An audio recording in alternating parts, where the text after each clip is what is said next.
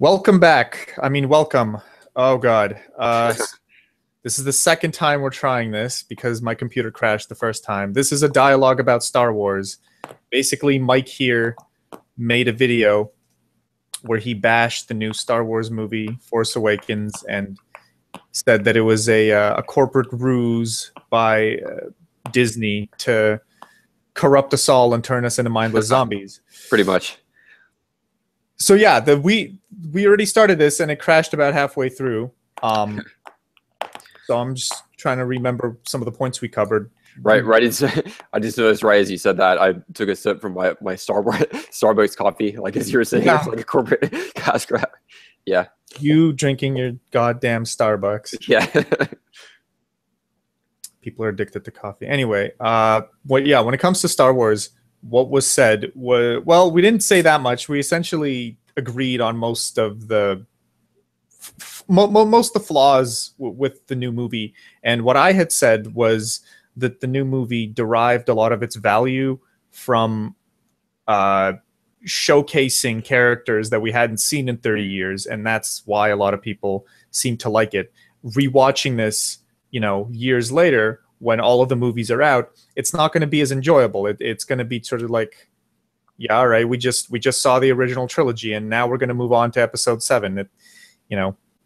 And we also talked about Finn and how Finn, is way too well adjusted for someone who is someone who doesn't even have a name, who's just like a serial number, FN1 whatever. Yeah. Doesn't have parents and. Yeah, and I was saying that like you would kind of expect based on that there would be more inner conflict in him, like his training would lead him to feel like he needs to kill people, but then he's trying to like pull away from that and like do the right thing, I guess. Like I would expect more. There would be that. Also, he would just be more eccentric because it's like he doesn't know how to socialize or how to speak like regular people do. Yeah, he's like, "What's up? How are you doing?" and stuff. Even his very first interaction with Poe, where he's like, because it's the right thing to do. Like that isn't even something that he would know to say. Yeah, I mean, in order to like have moral ideas, I guess you'd have to like, be inculcated in like morality and stuff. Like, doesn't seem like part of his. You have to be inculcated in the ideas of right and wrong. You have to see sort of both sides, but these people are so heavily indoctrinated that it's like they wouldn't even know they wouldn't even have the ability to question anything. And it is a cool idea. It's just it's a very cool idea, but we already said this, so I'm not gonna there's not too much to say about it. What I just generally want to my whole thesis is I'm gonna give them a pass because I think that all of the things that felt like they needed to be explained could be explained in the next episode, and they could be done well in the next episode. Wait, but isn't this? I mean, like this is what people thought about like Lost. I don't know if you ever saw Lost, but that was also J.J. Abrams. I did see Lost, and you know what? Yeah, I actually liked Lost a lot more than a lot of people did. Yeah, I enjoyed it a lot too. The first season, at least. I enjoyed all of it.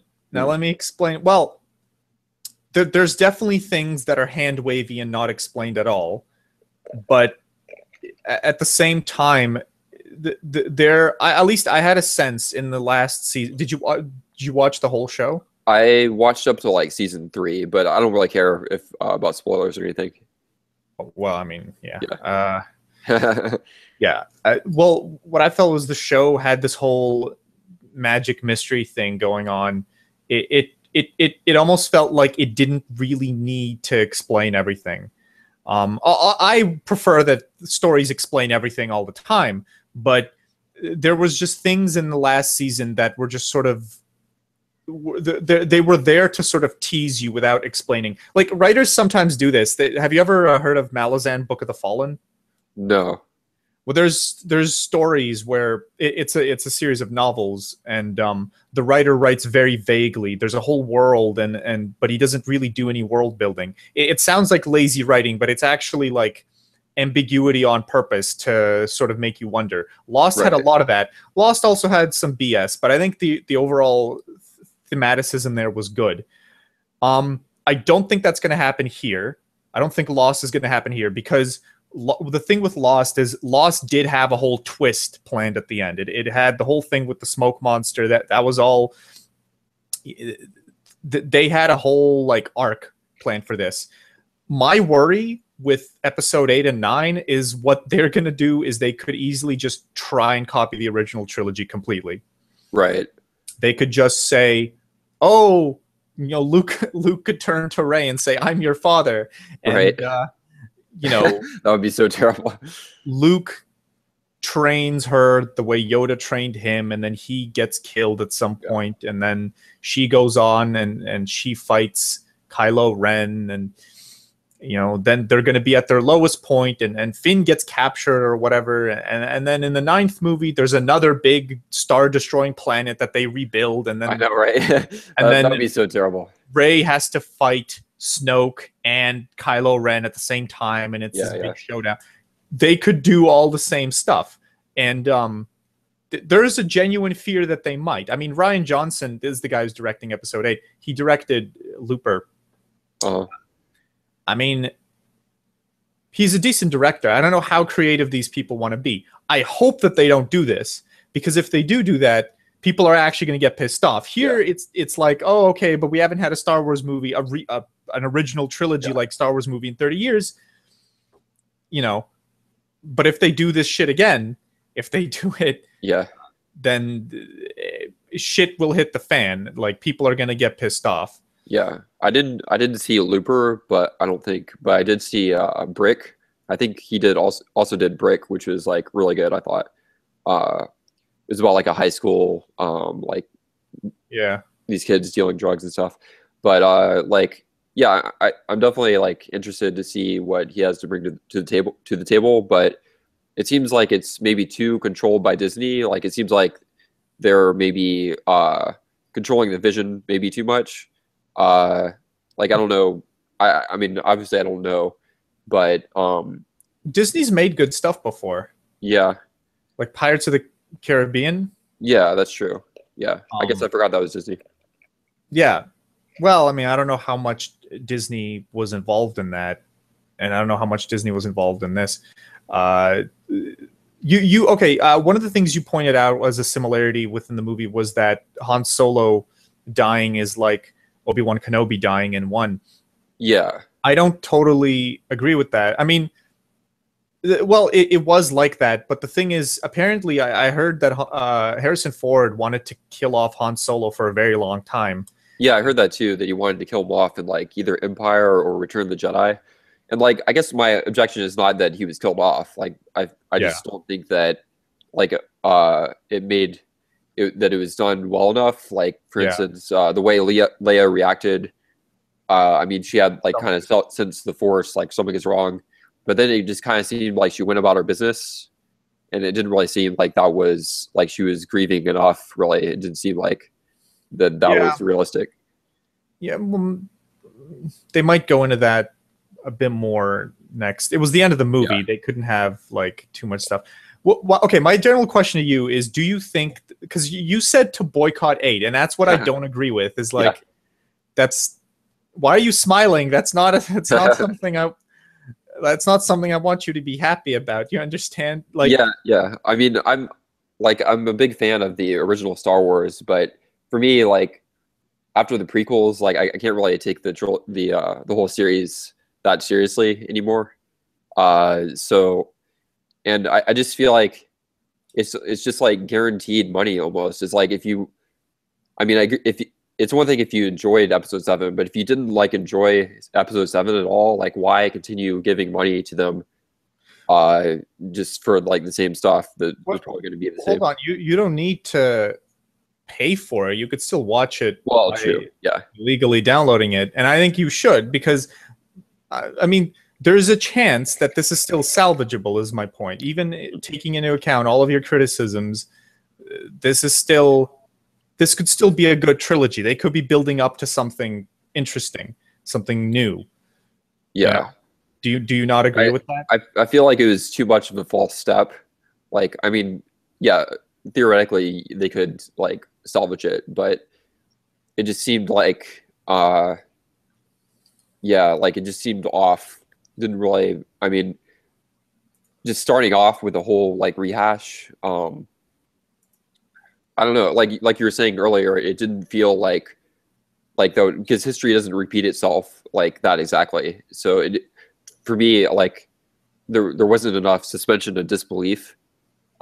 So like I'm gonna for the next movie I'm gonna have a hard time like because my belief was suspended in episode 7. Like I'd have to like uh wait, did I say it was suspended? I meant it wasn't suspended. Yeah, I'm gonna have to like retroactively suspend it when I see the next one, if that makes sense. It does.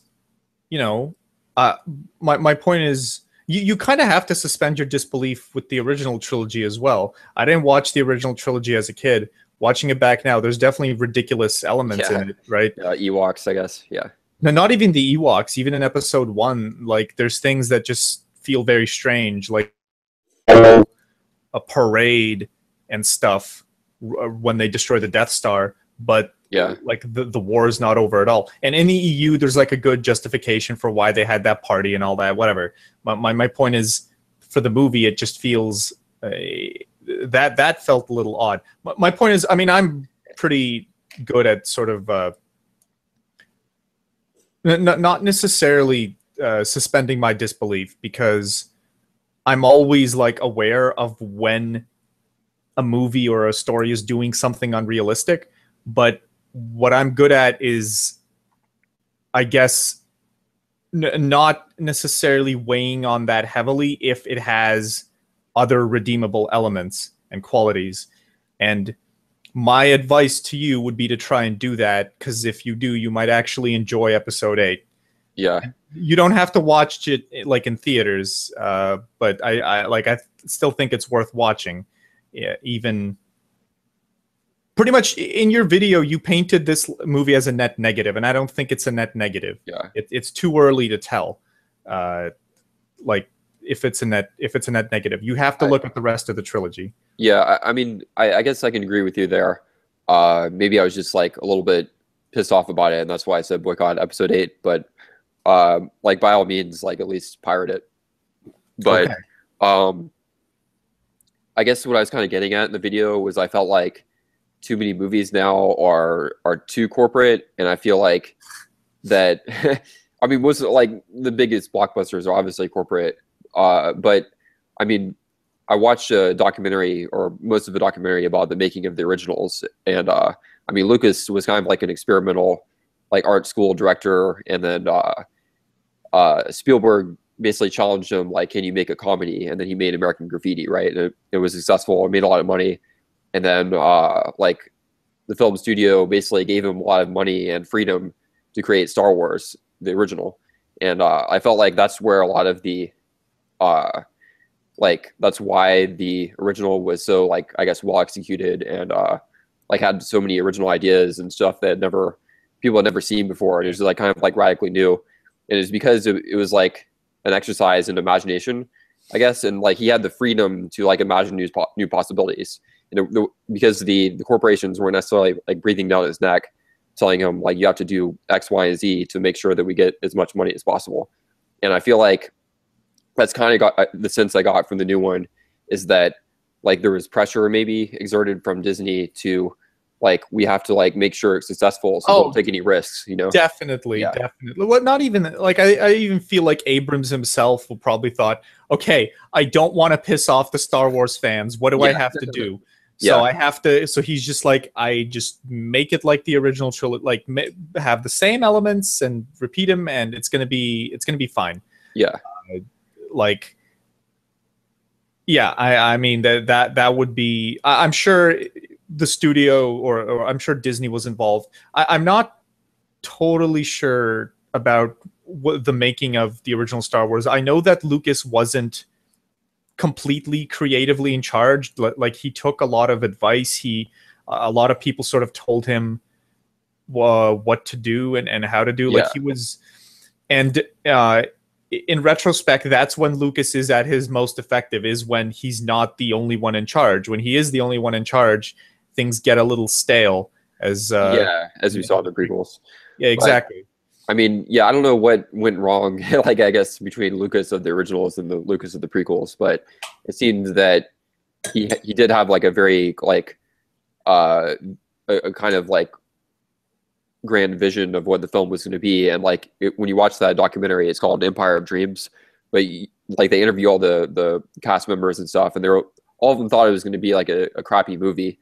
Like they thought it was just some ridiculous like I don't know, like Wookiees, and it seemed like really silly to them. And like, and so none of them had any idea how it was going to come together in the end. And they were like surprised at like how like Lucas took all those elements and like shaped it into something that was like really good. And yeah, he definitely had like input from other people. Like I forgot the producer's name, but I'm sure he had like a role. Or he took advice from Spielberg. I don't know. Oh yeah, well yeah, he was friends with Spielberg, so like he gave like a private viewing to. And Spielberg thought the movie would be successful. Yeah, a lot of the other directors he showed it to were like, "This is not good. It's not going to be successful." But yeah, but like another thing he was saying in that documentary is that like art requires like taking risks, and like I mean I because he had every expectation that the original would fail because he thought it was just like a crazy experimental idea that he just happened to have money, and like he thought that the studio was like crazy for giving him all this money because he thought it was just going to be a total failure. And he created a risk and it ended up being really good, right? Right. And I think that's the problem with when the corporation is in control of the process to such a high degree, is that they don't want to take any risks. Like in order to like achieve something really great, you have to be willing for it to be completely a failure, like to lose all of its money basically. And I feel like that's what was accomplished with the originals, and maybe with the prequels that was also a risk, and maybe the risk failed. But it did. Yeah, but for a different reason. Yeah. The originals, well, I wouldn't even say the originals fail. Like I said, people over vilify them, but it definitely showed the prequels. Yeah. But it definitely showed Lucas's weak point as a director. He's not good at character directing or really character writing for that person. The stuff he's good at is like action. Big explosions, and not like Michael Bay-esque stuff, but more sort of there's just like imagery, like the very first shot of A New Hope with the moving the Star Destroyer. That is Lucas. That is Lucas's shot. Like that's the type of stuff he does really well. Scenes with Anakin and Padme are like they're not too good. So I mean, he would have been the prequels would have been great if he was like paired with another director like Spielberg or and I honestly like.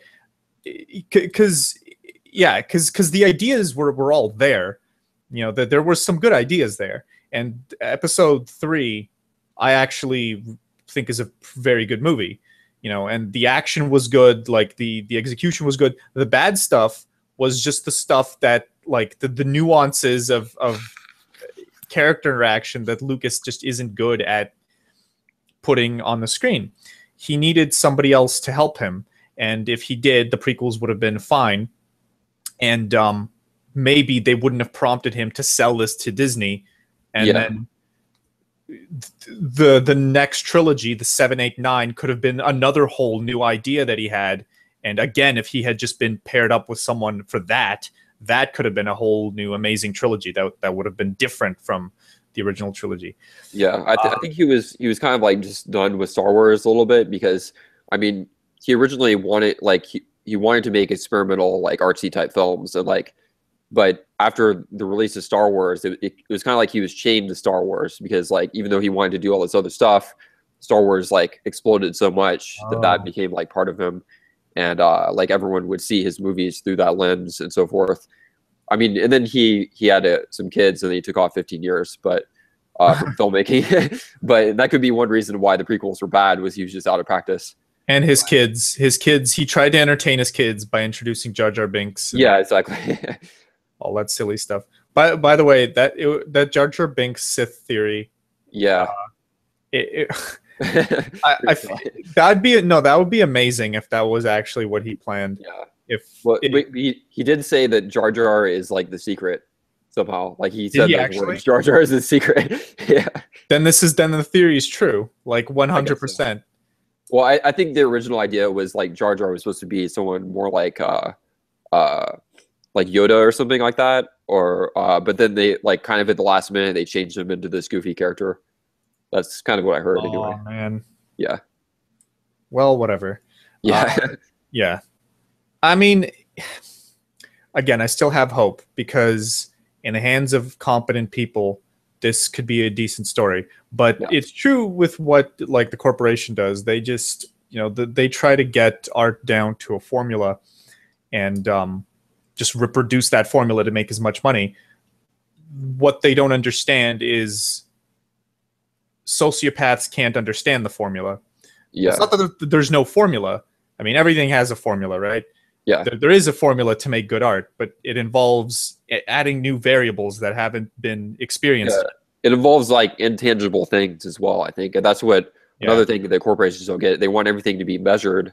They want everything to be objective and like No, data but driven and so forth. well, yeah, it is. But the thing is, it is measured and it is still objective. But you kind of have to be an artist to see it.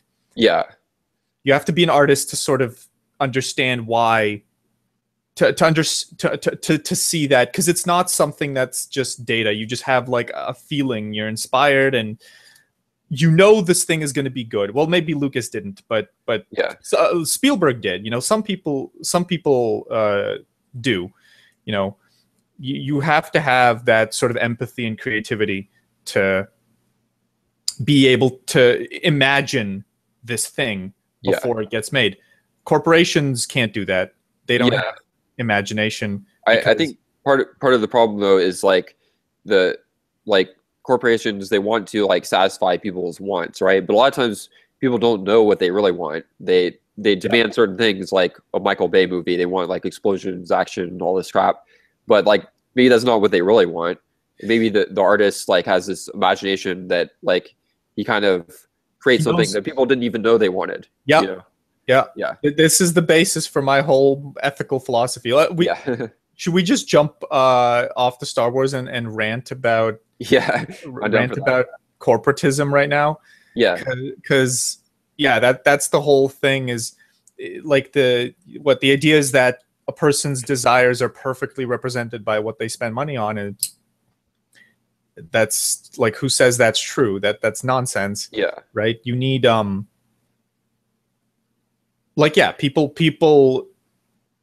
people need to have an imagination to really know what they want. They need to actually think. Not even have an imagination. They need to sit and think about what they want to know what they want. Right? And also, they have to like almost experience a thing to know that they want it, right? So it's like if you had never experienced coffee, how would you know that you wanted coffee? Yeah. Like, you'd have to try it first. So it has to exist already, and that's kind of like the artist's job, is to like bring this thing into existence so that people can like try it out. Yeah. I mean, closed-mindedness is rampant among the sheep. Yeah. Right? Which is a very elitist thing to say, but I mean, it's true. And I could be pretty elitist, I guess. The artist has this like a good artist is sort of able to see what is valuable and what people would actually value if they saw it before they do. Yeah. And also, I think a lot of people are looking to other people to find out what's valuable, and so it's like they're kind of like copying or conforming or whatever. So like, and ultimately, then it has no the value has no basis because everyone's just copying everyone else. Yeah, that's not like, no one is putting forth like an idea of value, and I think that's like kind of what Nietzsche was getting at. It's like you have to like create these values, like put them forth in the world. Is that what Nietzsche said? Because I know Nietzsche was very, he seemed sort of very nihilistic, but then he turned around and said that morality is very important. Well, he's actually, his whole project is to oppose nihilism. So like nihilism is his starting point. Like God is dead, and God can mean anything. It could be like, I mean, the actual religion is no longer believable. Or like, but it could be anything, anything people take as the meaning of life or whatever. Like, it could be even art. That could also Okay. be another meaning of God is dead. And like, so that's the starting point, is like everything is kind of meaningless. And then like, how does one deal with that situation? So that's pretty much what he was getting at. Okay. Yeah. Well, I mean, then that sounds swell. So Yeah. what was I thinking? I just sort of lost my train of thought. But well, okay. Well, yeah. What you said about sort of value is correct. You have to try and figure out what's objective value. And what the sheep do is they just sort of follow each other. And Yeah. I don't know if you watched my video about sheep and shepherds and rams. Not yet. Yeah, I'll No. check that out. Okay, it's sort of a joke video, but the idea is that you have to actually look for standards of value to try to discover what the correct path is, and that will actually shepherd the sheep. The sheep can't shepherd themselves; they just run around chasing other sheep. Yeah. Um, Yeah, it does sound awfully elitist, but it's just like, I but mean, it's so true, and yeah, it's not their fault. I mean, I'm not saying that like this is a horrible. I mean, in indicting awful quality, and it's not insurmountable. I hope, but it is like it is something I see confirmed anytime I look at situations within the media and yeah, just talking to people. It's like you're they build their perspective on things based on what somebody else says. This isn't even about Star Wars anymore, but yeah, I'm still gonna title the thing. But yeah, they like and the whole with the fucking libertarians, they're all just like, you should just make what people want to buy, and it's just like people like you're chasing nothing. Then you're yeah. running around in circles trying to sell to people. Yeah, You know? and also like I want to make a video about this, but kind of the theory I'm working on is that people's desires come out of like who they are as people. Like you could call that their subjectivity is created through their situation, and like culture, and like let's say the jobs people work at, they're like kind of inculcated into a certain like ideology or way of thinking, and that becomes kind of who they are, and their desires come out of that. So then if the whole point is to satisfy those desires, well, the desires are only satisfied in the context of people basically already trying to like their subjectivity is formed by satisfying other people's desires. It's almost like a closed loop, or like something that doesn't have a grounding, because it's like about satisfying people's desires whose subjectivity is formed by also trying to satisfy other people's desires. Yeah, I see what you're saying. Yeah, I see what you're saying. It's you know, the companies are just trying to, well, the companies are trying to make money. They're not trying to satisfy the clients, but theoretically they're trying to just satisfy the clients, and the clients are just trying to satisfy the companies, and going back and forth, and it's empty, and nobody realizes. But this actually ties in another thing I talked to you about, which is that value is not subjective, and it isn't, and everybody thinks that it is.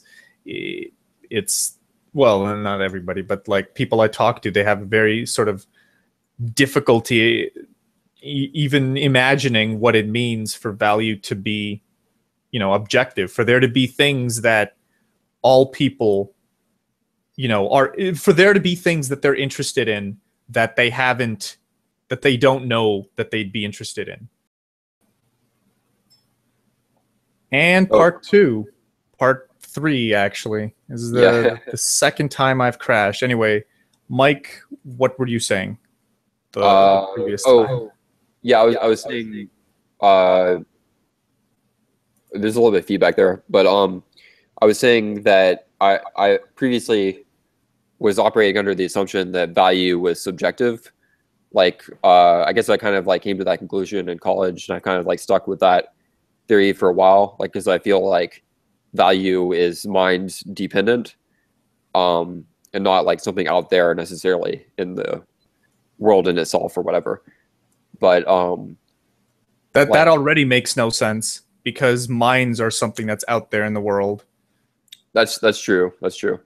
But I guess, I mean, yeah, ultimately, like, I think the duality between object and subject is kind of an illusion. But like, I think that, but what I was saying was that I think that value, even if it's mind dependent, it can be intersubjective, so that because like our subjectivity is formed with a shared cultural context or like shared biology, we have certain things in common so that we can react to the outside world or like to the art as object in a similar way. So like, even though that's like something occurring between our mind and the object, it's a similar sort of relation can occur between different people.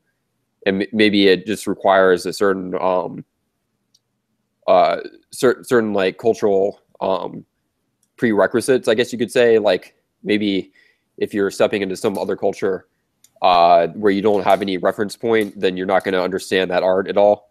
But if you have the same like cultural reference points, then you could like understand it. Yeah, if you understand the culture, you should be able to understand the art. Theoretically, if there's an alien species, like very theoretically, they would be able to enjoy our art if they could sort of put themselves into our shoes, which is what you're supposed to do. You're supposed to, that's that's why the quality of art is empathy dependent. You have to be able to put yourself into another person's shoes in order to understand their struggle, which is how, this is why I say like every character is a good character so long as they accurately represent an actual human being.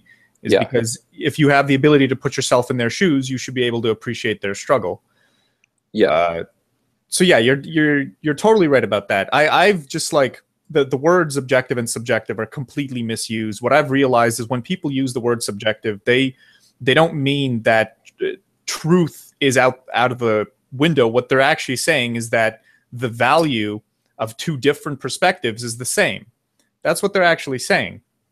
They're saying that I like blue and you like red, and those two opinions are equal. They have equal weight. And the people who say everything is subjective are saying that this holds for every opinion. And I'm challenging that notion. Certainly some things are subjective because we humans are interesting. We simultaneously seek consistency and diversity. I brought up this example in one of my videos about like painting. If let's say I put 5 paintings in front of you and one of them is a painting of a bear, and you like paintings of bears a lot. Let's say you like bears and you say that's my favorite painting because you like the bear, right? Well, that is your sort of opinion, but it's not necessarily more valuable than another person's. And the reason why is because if it was, then what it suggests is that all paintings that are made should be paintings of bears. But look what happens if you do that. If everybody just made paintings of bears, you, the person who likes the bear painting, would get bored. You would say, you know what? I kind of want to see a painting of something else now. That's where subjectivity actually comes from. It's that you need to have some diversity of value in order for new ideas to constantly sort of bubble up to the surface. But at the same time, you need consistency in the sense, and there is definitely a consistent truth to what constitutes a good painting of a bear, a well-done painting of it. Well, maybe not something that vague, but you know what I mean. Like a well-done, professionally done movie and a poorly done movie. A good painting of a bear and a bad painting of a bear. And so value is objective, at least partial. Like it's non-subjective in that sense. And people don't acknowledge that component is there, or they have trouble. Like I know people have really trouble acknowledging that, because what it suggests is that they can have a perspective on art that is wrong, essentially, because what they're doing is they're not doing that empathy thing. They're not putting themselves into the shoes of the character or the person, and that's why they're not enjoying the story. They're not doing that thing that you talked about, which is really important, which is why they don't see value in it. Or they're seeing value where it doesn't exist. Like they're obsessed with something very superficial, and like this Star Wars example is, something that might constitute is that people are obsessed with it, but it's temporary, right? They're only going to be obsessed with it for about, just now because it just came out. But when you're going to watch back the series, what person is going to look back and say episode 7 was my favorite episode? Yeah. After watching the original trilogy, it's very few people would say something like that because it's ridiculous, Yeah, I feel like that is super important, that empathy aspect. And I guess that was like my biggest barrier to enjoying the film is like I couldn't get inside the head or like really feel like identified with the characters. You couldn't do that, but not because the characters weren't people. Sorry, not because you can't. The reason you couldn't do that isn't necessarily because you lack empathy. Yeah. Right. It's because the characters weren't well written. Right. Yeah. That's the two cases that can happen. Either a character isn't well written and they don't make sense, so you can't empathize with them because their actions just don't add up. It's a contradiction, and you can't get past that. The other option is you can't empathize with a character because you lack empathy for that type of person, which happens as well. Yeah. The latter is just a flaw with the character of the audience. The former is how we ensure that characters are well written, is by trying to sort of make sure that they're well written, making sure that writers do their job when they write characters, so they do it consistently. Yeah. Actually, like I had a conversation last night with a couple of my friends that like philosophy guys, and they've seen like a lot of good movies and stuff, and they thought that the new ones were pretty solidly good. I mean, they didn't think they were amazing, but they thought they were like solid. And I guess one of them mentioned, with the new character, or like with Finn, I guess being a black guy and like Rey being a woman, maybe I had a hard time. Maybe I had a hard time like empathizing with them because like I'm a white male. And yeah, you're just a closet like white male supremacist, and I didn't like this movie because it was some politically correct SJW thing, and they're trying to have interesting male female characters. I feel like that's kind of like a red herring or something, because like I think I would recognize like a well-written character when I saw one, or maybe they thought it was well-written. I just didn't feel like it was well-written because I mean, like because I mean, I feel like in my personal life I'm kind of like Finn in that I'm trying to rebel, I guess, against like what I feel like is overly like I guess roboticized world. I feel like capitalism is kind of like turning us into robots, kind of, and I'm trying to resist that. So I feel like in a way I'm kind of like Finn, and I feel like in my subjectivity there's a lot of conflict of like negotiating these two different systems of like trying to maintain like artistic value and like this artistic perspective or philosophical perspective, at the same time having to live in a system where this value is like assumed to be like market driven and so forth. And like I feel like a lot of conflict there, and I didn't feel like Finn was encompassing any of that. So like I guess maybe that's one reason why I had such a hard time relating with him. Yeah, I mean, I don't like if someone said that to me, I would not like. Somebody might say that to me as a joke. I don't think they'd be serious, because like have you seen The Wire? I have not. I mean, everyone recommends it, but I haven't seen it. The Wire is the best television show ever, objectively, again. And it's just like 60-70% of the cast is black males. So I don't think, and I enjoyed the hell out of it. I think that I don't have trouble empathizing with black male characters, given that I could enjoy something like that. Yeah, and I just saw like the Hateful Eight, and I thought that was like a pretty well done movie. With Samuel L. Jackson. Yeah. That's always well done. Although even Tarantino is starting to like repeat himself. He hasn't really had, like, I haven't seen this movie yet, but based on what I've heard, it's just sort of, it's what you'd expect from Tarantino, you know? It's still entertaining, but it's not really, I mean, I guess it's not really art in the same way that stories like Star Wars try to be art, you know? Yeah, it's just, it's sort of a, it's him. Oh God, there was a word for this that I heard somebody use that was really good. But he's glorifying filmmaking is what he's doing. You know, he's celebrating filmmaking itself. He's not trying to tell a story. Yeah, he's like kind of like just retroactively bringing back the past, like all these like kung fu movies and I think it's like cool. It's like highly stylized, but yeah, it does seem like very retro kind of. I don't know. Right. But we were talking about like the objectivity versus subjectivity in terms of like ethics and aesthetics, right? Or mostly aesthetics. This is what I would say with aesthetics is first of all, everything is objective within our standard for truth. Everything is objective. Even the contents of human minds are objective. Subjectivity is not something that is exclusive from objectivity. It is a certain subset of objective things that result from minds. And actually, not even that. The way subjectivity is used really is when people try and tell you that the value of two different things, two different perspectives is the same. So objectivity literally describes objects and subjectivity describes value. The two words are used completely differently. They're not like, because people think of it's like objectivity is describing truth and subjectivity isn't describing truth.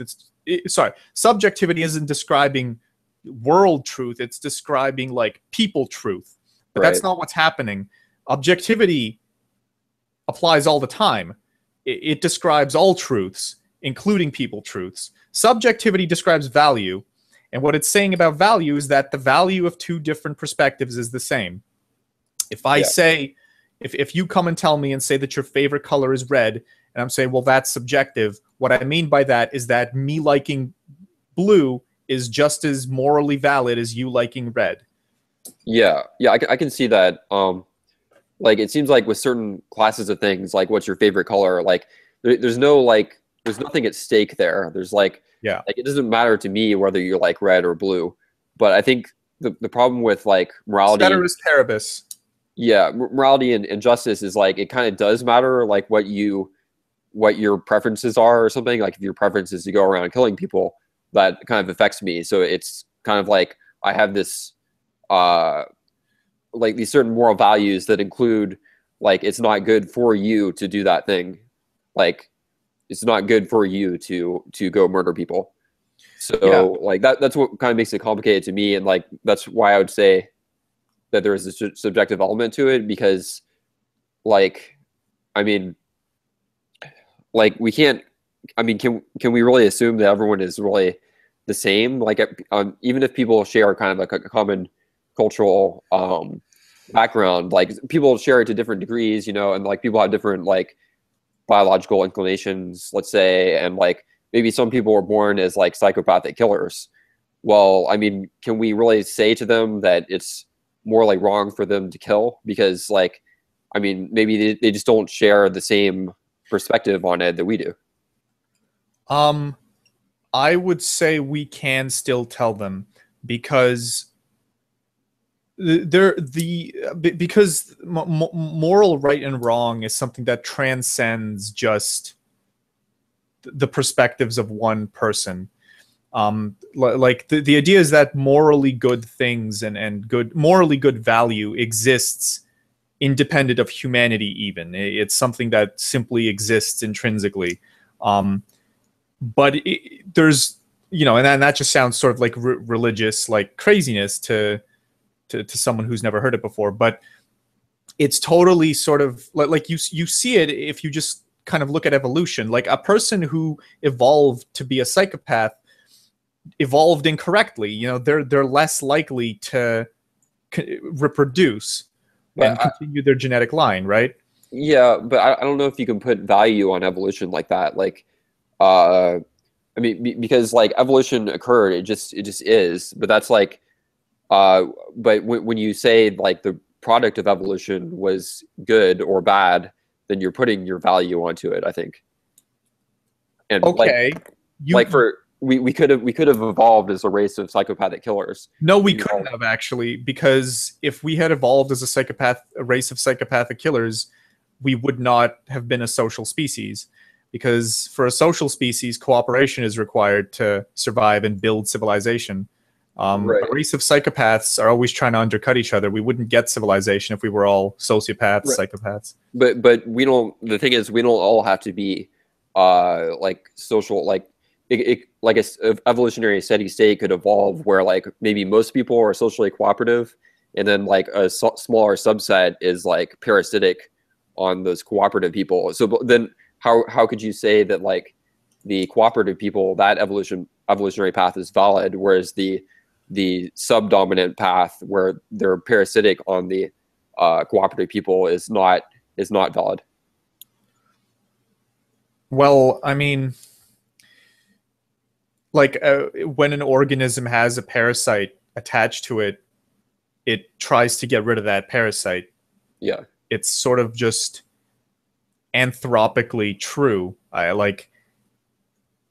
We try to get rid of the parasites regardless. It's kind of like you're this is going beyond this is going like beyond what we can discuss. This is turning into like metaphysics. Yeah. You're essentially saying, well, how do we make that sort of judgment? But it goes the same with making it's the same thing as making a judgment about what's real. You know, we all just agree on what's real. We don't debate it. We have a lens, we see things, and then we come to a consensus. It's the same thing here, right? It's the same thing with morality as it is with science. Yeah, I think I would agree with that in terms of like on the basis of like what your inclinations are. Sorry, the cat keeps attacking me. But like based on your inclinations, if you're like a typical human, then you probably have a pretty pro-social inclination.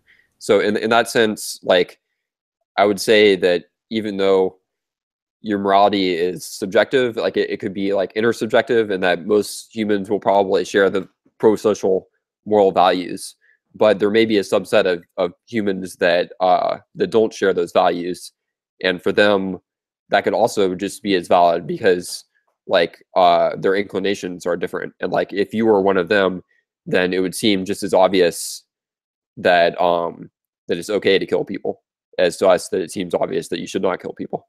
And I think you're frozen. Okay. And this is the last video, hopefully. Again, it cut when Mike was saying something.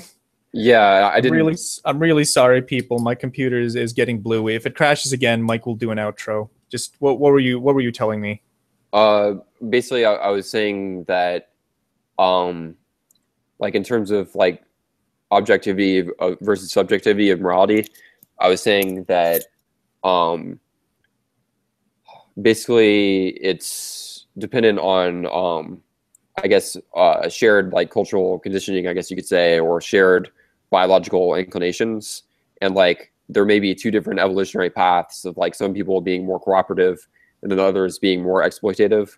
And that like if you happen to be one of those people that's more inclined towards cooperation, then maybe it'll seem obvious to you that something like killing or robbing is wrong. Whereas maybe if you have different inclinations, if you're like more of a psychopath, then like it would not seem obvious to you that that's morally true. And I think that like there's not really anything you could say to that person to convince them that it was morally wrong to do those things, because I do think on some level that morality is relative to, is mind dependent. It's like dependent on that person's mind and like what influences shaped that person's mind. Right. Well, what I would say to that is that the idea with the parasites is that they have a much higher chance of surviving by not being parasites. Hmm. Right? That's just Well, that goes without saying. They have a much easier time surviving as being part of the host than working against the host. but there could be like a certain number of parasites that where it's like a stable strategy where as long as there's not too many parasites, then they can like survive off of the main host. That is true, but the idea is the survival of both the parasite and the host is enhanced if the parasite stops being a parasite just like that, and Right. becomes one with the host. Yeah, I think like you could talk about like game theory in terms of like cooperation and like there being like Yeah. a greater benefit to everyone involved if we all cooperate. Um, but I think that's the problematic nature of it is like, I mean, there's nothing ensuring necessarily that we can all cooperate and we can all make everything better off because people do have these incentives to defect and like maybe uh, become parasites off the main host, I guess. Well, then we just have to, defend against that. I mean, look, the thing is, defending the host against the parasite is a natural sort of biological function. It's something that's going to happen regardless of whether I'm telling us to do it or anybody else tells people to do it. I didn't just make this up, right? Yeah. So it's an inevitable thing, right? And if you take it to its ultimate conclusion, one of several things happens. Either the parasite kills the host, and then the host dies, and then the parasite dies along with it because it can't live without the host. Yeah. Either the parasite and the host remain in this sort of stable equilibrium where the parasite constantly feeds and the host is, not pissed off about it enough to do anything about it, or there's a third option, which is where the host is essentially killed off, and so the parasite is killed off, and the host goes on living, a beautiful life as a host. Yeah. Right? But I guess I would say though that if you're a parasite, then it would seem just as natural that you're like that's just your condition that you evolved into, that this is just what you do. You are parasitic off the host. And you could even argue that like humans themselves are kind of like parasites off of the earth. We're like mining all these resources and stuff, and we're You kind of like destroying the environment. And like, so in that sense, like maybe humans should be destroyed or something for the greater good of the earth. But I mean, that goes into Gaia theory. yeah, but I guess like what I would say is that like maybe from individual or like perspectives, like there could be this conflict of like cooperative behavior versus exploitative behavior. But I think like if there was like such a thing as like objective morality, I think it would be contained in the fact or like in the kind of objective reality that if everyone did cooperate, then we'd all be better off. Kind of like in a game theory situation where both players cooperate and then they ended up being better off. But to me, like that's the challenge of morality is like how do you deal with that incentive to defect and become that parasite, or like maybe not everyone can be a parasite, but there's a certain number that's still sustainable, and people will have the incentive to do that, and like that kind of gets into Kant a little bit, because Kant was like, act so that your actions can be universalizable for everyone, and maybe that kind of gets to that as well, as like being a parasite is not universalizable. So I mean, it's not. Yeah. So I guess if there was objectivity, it would be kind of like related to that in terms of like being able to justify your behavior in a social context. Like I don't think that parasitism can be justified in that social context. Like if you choose to do that, yeah. But I think there's something even deeper, which is that the parasite, like human beings evolved critical thinking and judgment, right? The parasite theoretically can realize that it's better not to be a parasite, that it can get more out of people by not exploiting them than by exploiting them. Yeah. It's hard because, sociopaths, they're psychologically, they tend to be very hedonistic and they don't really think long term, and they're not really rational. But if they're not rational, that's even more reason why nature's selecting them for, extinction. First of all, I almost feel like sociopaths aren't so much a genetic sort of strain, a genetic evolution, so much as they are a mimetic one. Yeah. One that evolved in our culture. And that would, if it's a mimetic one, then it can be controlled by us. We can change it, we can guide it, right? We can eliminate that strain without actually killing people. Yeah. But yeah, I think the objectivity comes into the fact that I think these people, they are better off.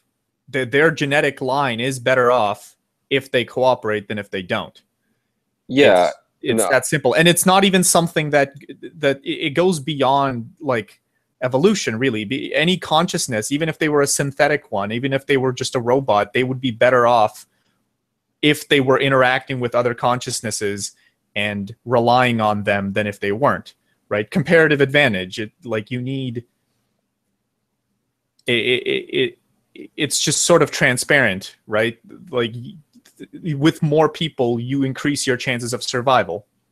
Yeah, I think there's also like a level of like increased consciousness in terms of like most people are operating on this kind of like sheep level of they're just like following the herd and just like accepting things as valuable just because that's what everyone else accepts as valuable.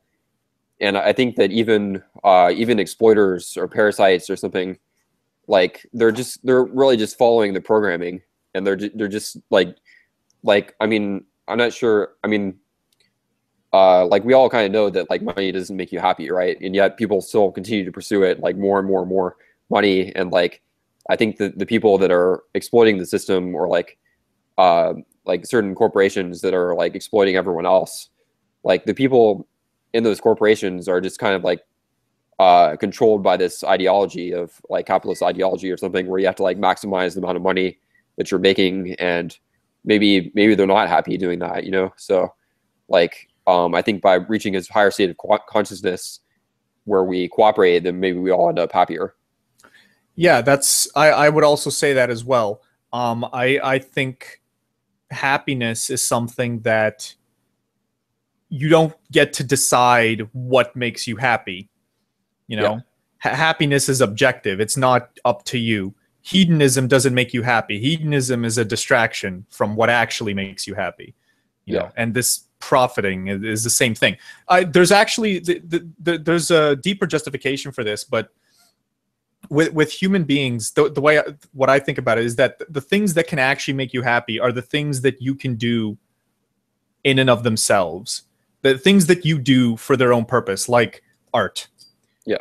Like science, like just problem solving, the things that people actually enjoy doing. Everything else is a means to an end. Right. Money is a means to an end. It's that simple. The people got it in their heads that they need to make money, to make money, to make money. But, that's not... I find it hard to believe that anyone really, really, truly believes that. And if they do, they're probably very shallow and unhappy. I have a friend who's a psychologist. He tells me one thing you have to know about sociopaths is that they are not happy. Yeah. They're miserable, and they usually don't end up, living very long lives. The reason these people are making money and doing drugs and all that hedonistic lifestyle is they're constantly trying to figure out what makes them happy. Yeah. And they get so distracted, right? Is that they can't figure it out. They can't find it. They can't appreciate the details, the nice things. They have to... They're impulsive. They constantly need to distract themselves with drugs and sex and hedonistic behavior, and because they are in fact unhappy. So don't let them fool you. They'll make it. If you talk to a narcissist, they'll make it seem like everything's all right. Yeah. But every once in a while, I have a friend who's sort of close to narcissist level, um, and every once in a while he'll let you, you'll sort of see that on the inside they're not that well off. They're kind of empty. Yeah. It's a and it comes from this sort of misevolution, this mistake, nature's mistake. These people can't actually find happiness, right? And what I think the stuff that can let you find happiness is objectively, good things and objectively good art and all that stuff. And then when people look at something that's objectively good and try and make it seem that it's terrible, that's usually also just a mistake. If they could, that empathy thing, if they could put themselves in the shoes of this character, they would be able to understand why this is interesting. A good example of this is the video game. Have you played the Assassin's Creed series? No. Yeah, I know a little bit about it, but okay. Well, in Assassin's Creed 3, people really didn't like the game. Well, I don't know if they really didn't like it, but the problem with why they didn't like the game, is the main character was sort of hard to relate to.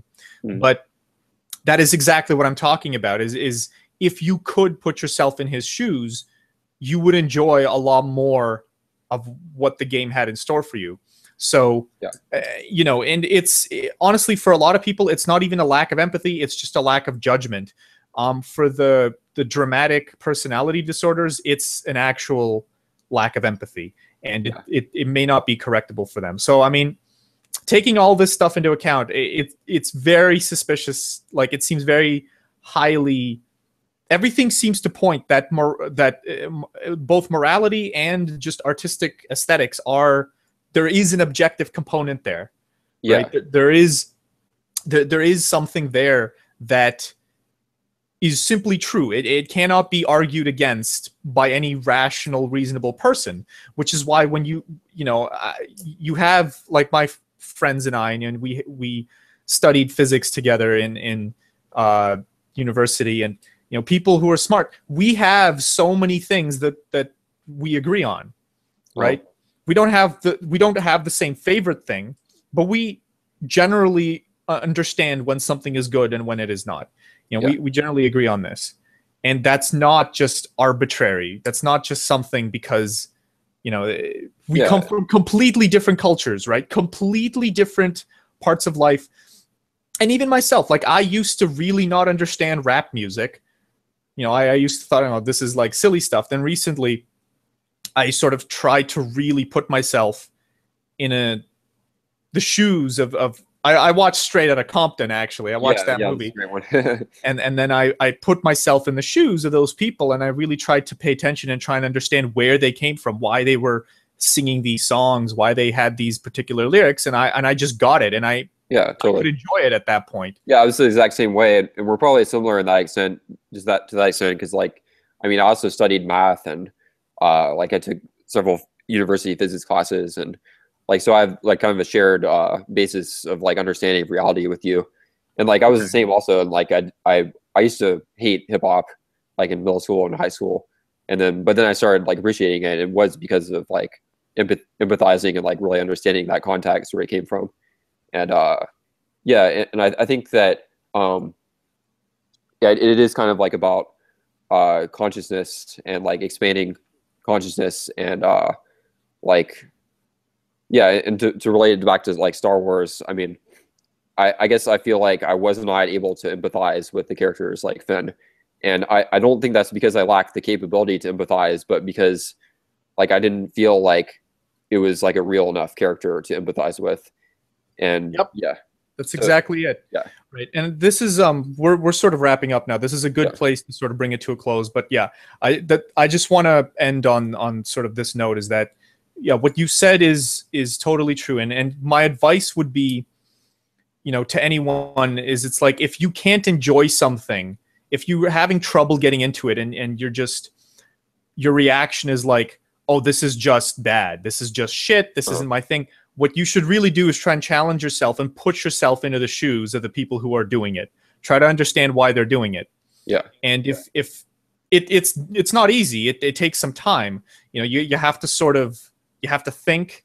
You have to really understand. You have to You have to have the desire to do this in the first place. Once you've done this, you will be able to enjoy the thing that they're enjoying.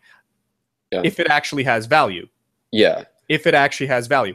If it doesn't have value, you're not going to be able to enjoy it even then. And the reason, and what you're going to find out is if it doesn't have value, there's usually a very obvious reason why. Like it's because it doesn't make sense.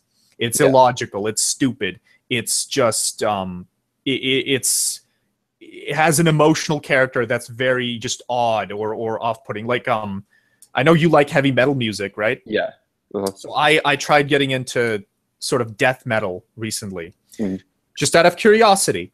And some of that, I have to admit, is just craziness. I would say that it's ridiculous. But there is some stuff there that's actually good. And once you gotta check out this band Carcass. Like I would recommend they're one of the best. God, that name. Carcass. Yeah. I like do you know Immortal?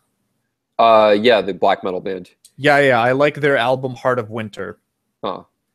Heart of Winter. So yeah, stuff like that. I mean, it's hard to put yourself, you have to be open-minded essentially.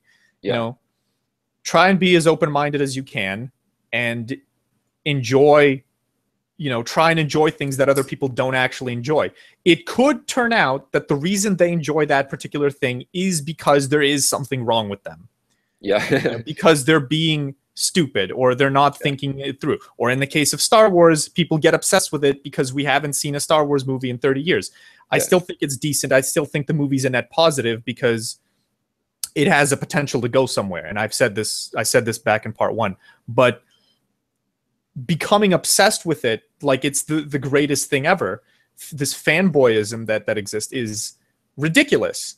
And the flaw there is people aren't thinking about it critically. So I mean, just you have to be open-minded and think critically at the same time. And rarely do I find someone who does both. There's usually a critical thinker who's closed-minded or an open-minded person who isn't critical. But I mean, they're kind of the same thing, but they're different, right? Yeah. But open-mindedness doesn't mean just doesn't mean just accept everything, right? Yeah. Anyway. But how do you tell the difference though if you're not able to empathize with the character? How do you know that it's because they're a poorly written character that just doesn't make sense, or if you're just not empathizing enough? If you're not empathizing with a character, you have to verify whether or not it's because this character is not realistic as a human being. Yeah. Right. In some cases, it's very obvious. Have you seen the Hobbit movies? Yeah. Oh, man. Some of those are pretty terrible. There's the Alfred character. Wait, which one was that? That's the guy with the unibrow who just wearing black. He's like a rehash of Grima Wormtongue from Lord of the Rings. Oh yeah. Like that is a character who is not an actual human being. There's no human being like that on Earth. Yeah. Who is nothing but negative qualities manifest. Right. That doesn't exist. It can't exist. It's a logical contradiction. It's like the same thing as God, who is all good qualities manifest. Yeah. Right? You can't. So stuff like that. Those are obvious cases. Stuff like Finn is less obvious, but you have to sort of just think it's like, oh, okay, the subtleties of interacting with regular human beings, Finn has that down, but he's never really been like an actual human being. Does that really make sense? Yeah. There's your example. Another example is in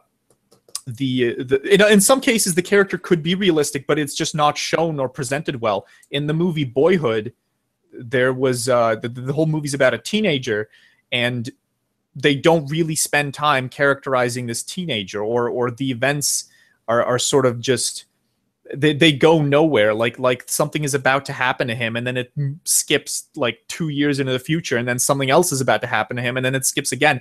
It really depends. But there are some obvious cases where I could just point to and say, oh yeah, that's a character who's not well written. That's a character who's just stupid. Yeah. Right? But if it's not something like that, then try and understand. Try and figure out, is this like an actual person? That should be the first question. Is this like an actual person? And if the answer is yes, or it's not an obvious no, then try and empathize with them. And if you're finding trouble empathizing with them at that point, then try to figure out why. you know. And if you ask these questions and you're someone who has empathy just built into your character, you should reach a satisfying conclusion, a conclusion that I would say, yeah, that like that's agreeable. Like like I have a friend who hates Frodo. He's like, I can relate to him or whatever, but I just hate his face. Right? And it's just like, all right, well, so long as you understand that it's a little silly quirk, it's not something like, it's not it's not something I have to take seriously from you, right? So stuff like that. That would be my advice. And when it comes to critically analyzing art, but yeah. Okay, it looks like you're frozen, so I'm just gonna like wrap this up then. Yeah, so